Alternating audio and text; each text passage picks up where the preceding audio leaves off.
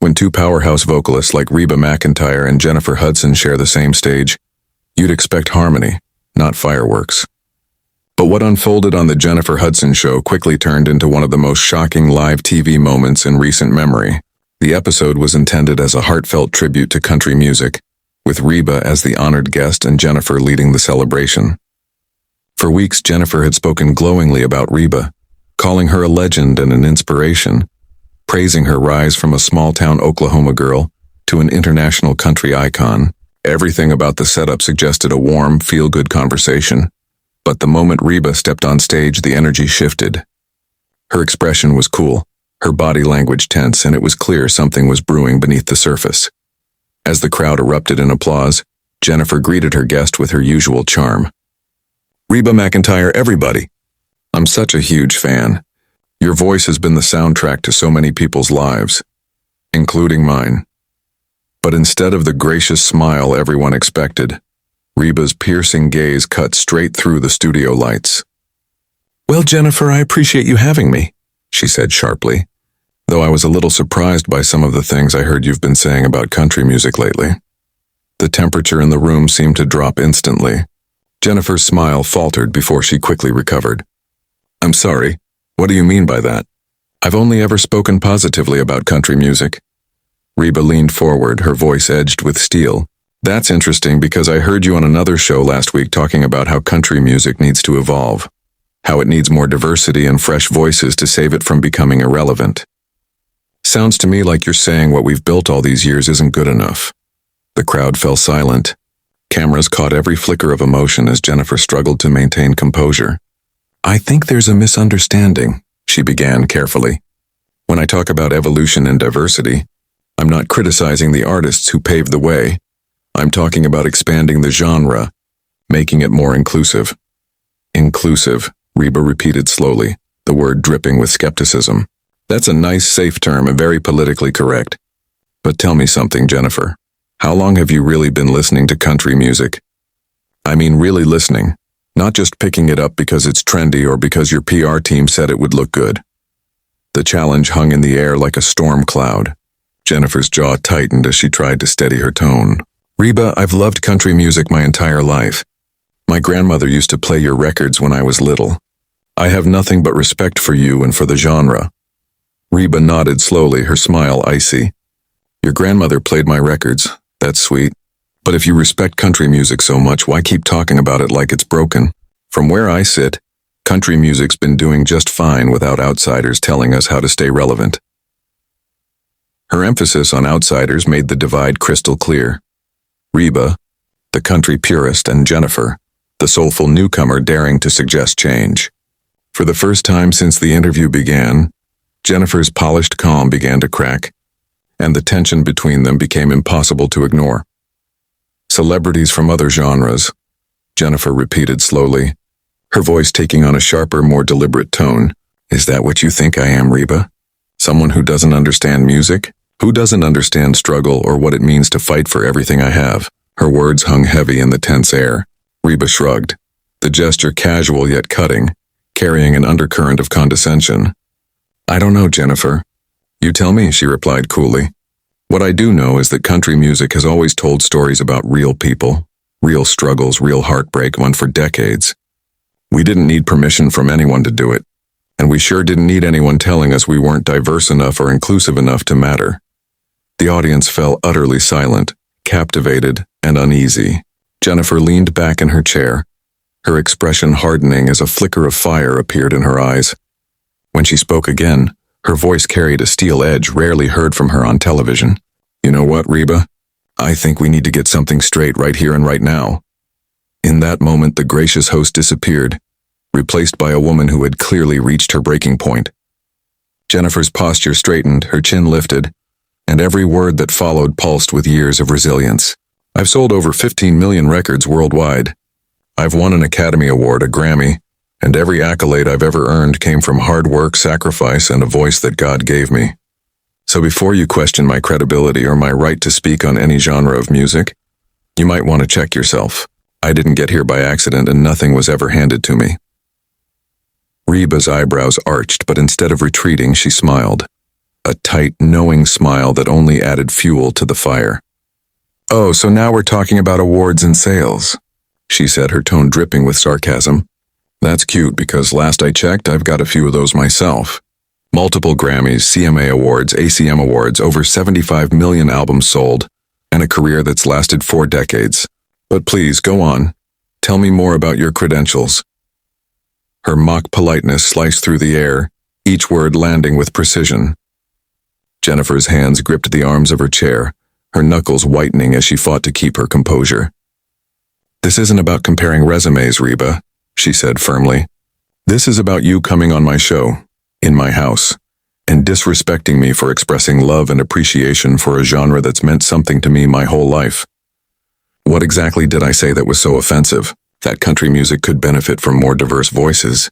That it could grow and evolve? How is that an attack on you or anyone else?" Reba leaned forward, her voice low and dangerous. "Because, Jennifer, when you say country music needs to evolve, what you're really saying is that what we've done all these years isn't good enough.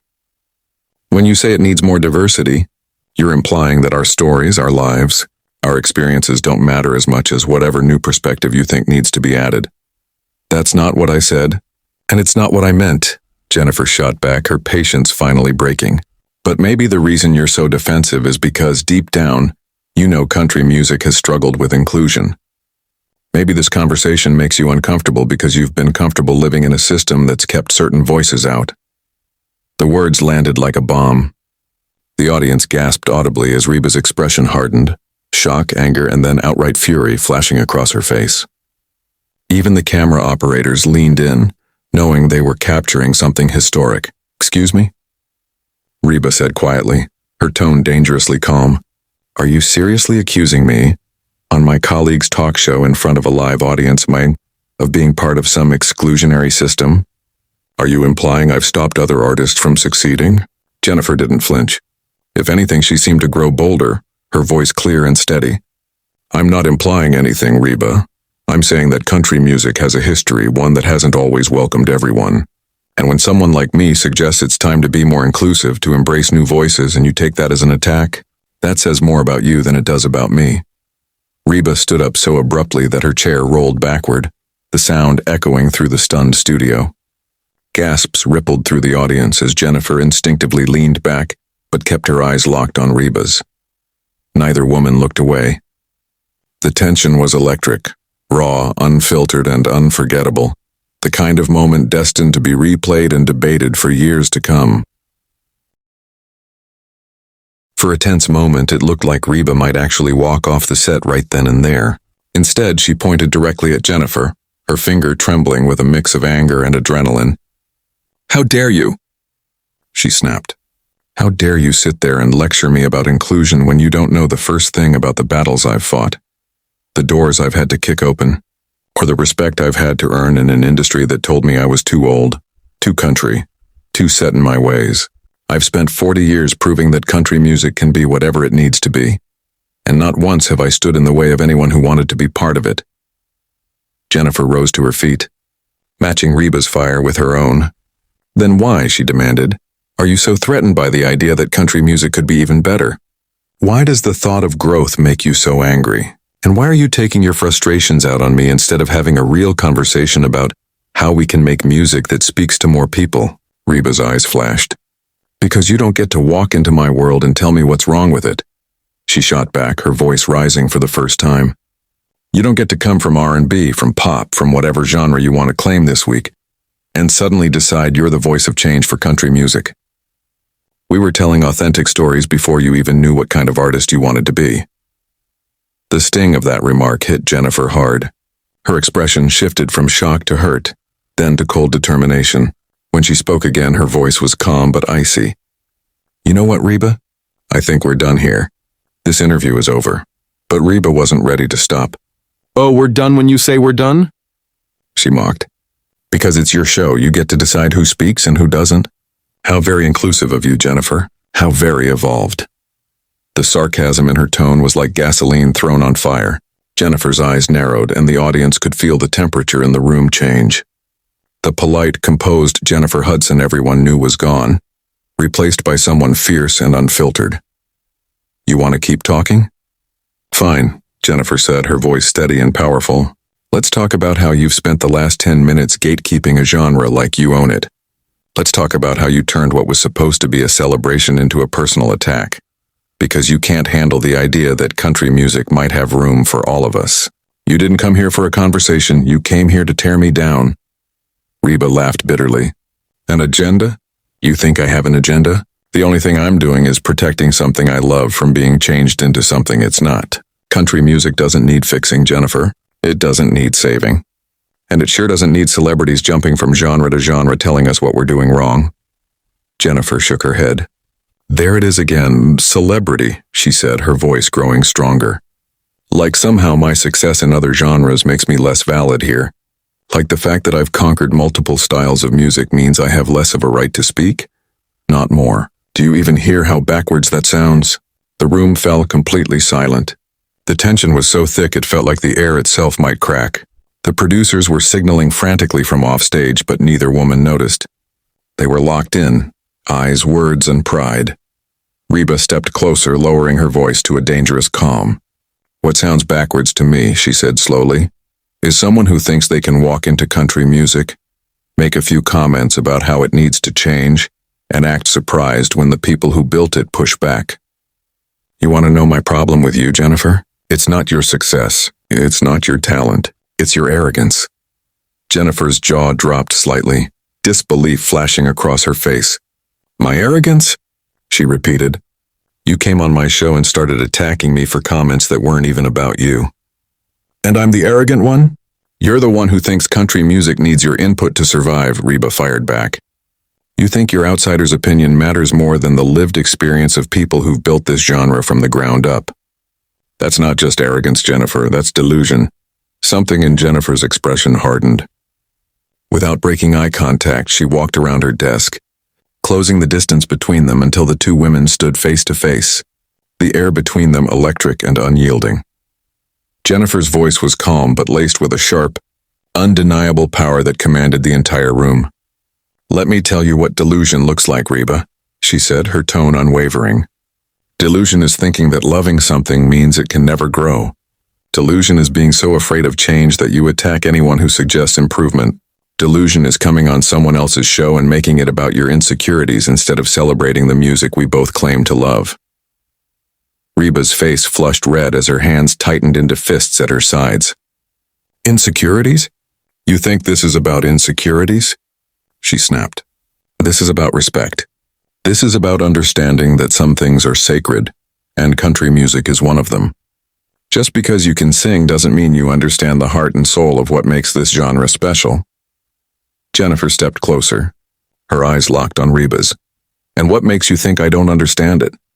She demanded. What makes you think my appreciation for country music is any less real or deep than yours? Because I wasn't born in Nashville? Because I didn't grow up on a ranch? Because my skin color is different from yours? The room fell completely silent. The audience froze. The camera operators stopped moving, and for a brief, electric moment, even time seemed to pause. Reba's face went pale, her confidence faltering for the first time.